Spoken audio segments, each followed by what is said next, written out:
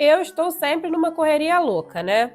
E quando parei para olhar a minha casa, de repente percebi que ela estava muito suja. E não é uma metáfora, minha casa física estava realmente muito suja, precisando de uma boa faxina. Tomei coragem e comecei a encarar a limpeza. E enquanto eu abria cada armário, cada gaveta e olhando os meus objetos, por muitas vezes eu me peguei pensando: por que que eu comprei isso? No que eu estava pensando quando eu comprei isso? E por que ainda não joguei isso fora? Percebi que a minha vida também estava assim. E agora sim vem a metáfora que compara a minha casa com a minha vida. Percebi que em 40 anos eu juntei muito entulho na minha vida, muito lixo, e que eles estão escondendo atrás deles o meu verdadeiro eu, a minha identidade.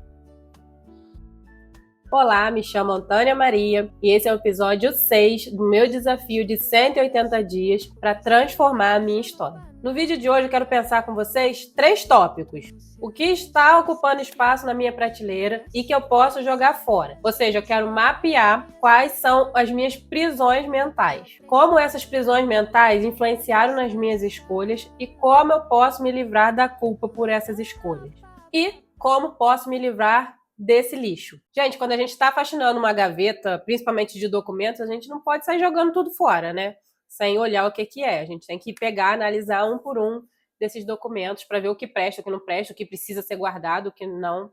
E é isso que a gente está fazendo hoje nesse vídeo. Esse é o momento em que eu estou vivendo na minha vida. Eu percebi que eu tenho muito lixo guardado nas minhas gavetas, nas minhas prateleiras mentais, e que eu posso fazer uma limpa nesse momento, mas a gente precisa aprender como avaliar o que deve ser jogado fora e o que não deve. Eu fiz um vídeo anterior em que eu falava de um sentimento de fracasso que eu tenho, e a partir dessa percepção desse sentimento, eu entendi que este, por exemplo, é um item que eu tenho que jogar fora da minha prateleira. Hoje eu vou mapear alguns traços que vieram lá desde a minha infância e que implantaram conclusões, percepções da vida, visões da vida que não são reais, que foram implantadas por uma criança imatura, enxergando a vida pelos olhos dela. A gente vai fazer esse mapeamento respondendo essas 3 perguntas. Ao crescer, aprendi que é perigoso. Tanana. Quais traços da minha identidade eu tive que esconder? E quando mostrava para as pessoas, acontecia?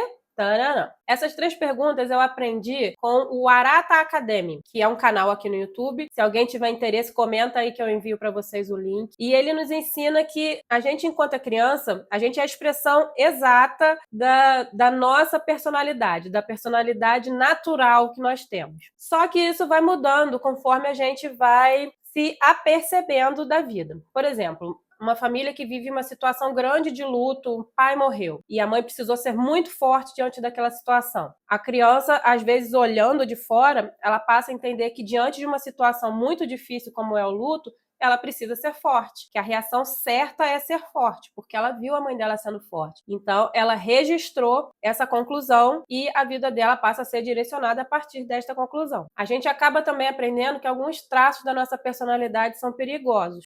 Por exemplo, uma pessoa que se destaca muito em tudo que ela faz. E ela começa a ter problemas com isso, porque as outras crianças começam a chamar ela de metida, os pais mesmo reprimem aquela espontaneidade da criança, e ela passa a entender que é perigoso ser muito espontânea, e ela passa a reprimir esse lado espontâneo dela. Ou, por exemplo, você que é muito organizado, sempre ouviu as outras pessoas falando, você é muito chato, que é tudo muito arrumadinho. E aí passou a reprimir aquele desejo que você tinha de pedir para o seu irmão arrumar o lado dele do quarto porque estava te incomodando. Minha mãe, por exemplo, fazia uma coisa que me atrapalhou bastante. Ela tinha uma mania de comparar a mim e a minha irmã. E eu era sempre a parte boa. Era que tirava notas boas, que era esforçada.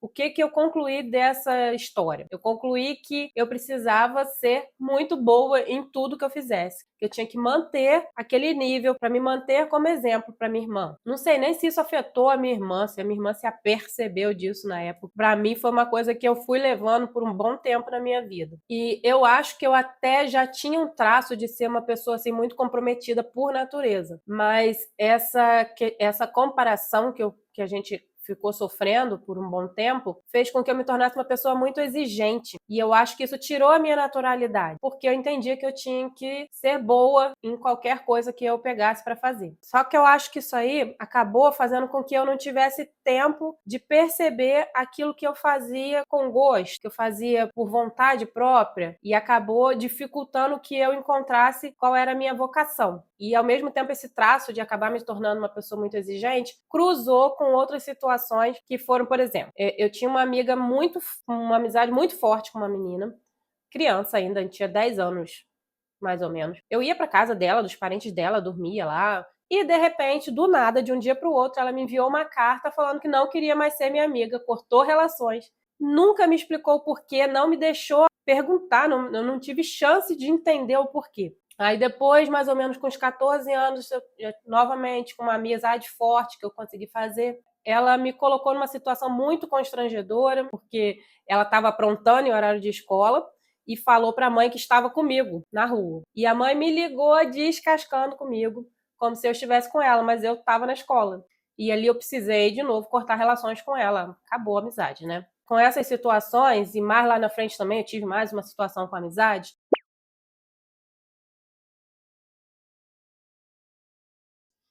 eu acabei entendendo que eu não tinha capacidade de manter uma relação próxima com alguém. E isso se cruzou com esse meu traço da exigência, e eu passei a entender que era o fato de eu ser muito exigente que estava afastando as pessoas de mim. Eu não podia ser assim.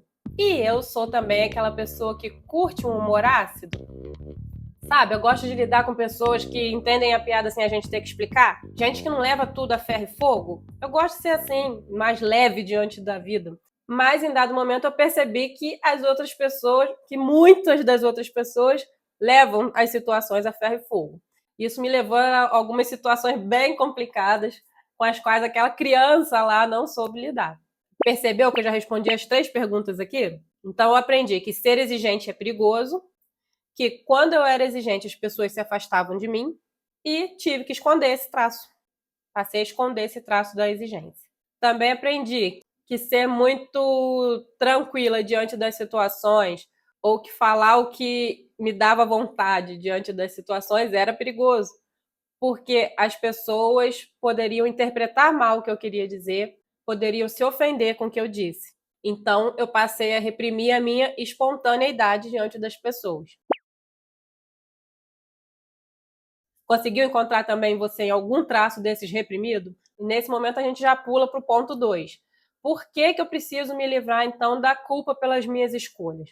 Todas essas conclusões que eu tirei, todas essas percepções, foram guiando todas as minhas escolhas durante a minha vida, as minhas reações diante das situações da vida. Por exemplo, no trabalho, eu passei a não conseguir mais exigir do colega que estava entregando para mim algum trabalho, que eu era responsável, eu ia ter que repassar esse trabalho, e eu não conseguia exigir que ele me entregasse um trabalho melhor, porque eu tinha medo da rejeição daquela pessoa. Então, eu aceitava algo que eu não achava que estava bom, em nome de manter a minha relação com aquela pessoa. E eu sei que a responsabilidade pelas minhas escolhas é minha. Então, eu acabo me sentindo culpada quando as minhas escolhas me levam a uma situação em que eu fiquei insatisfeita.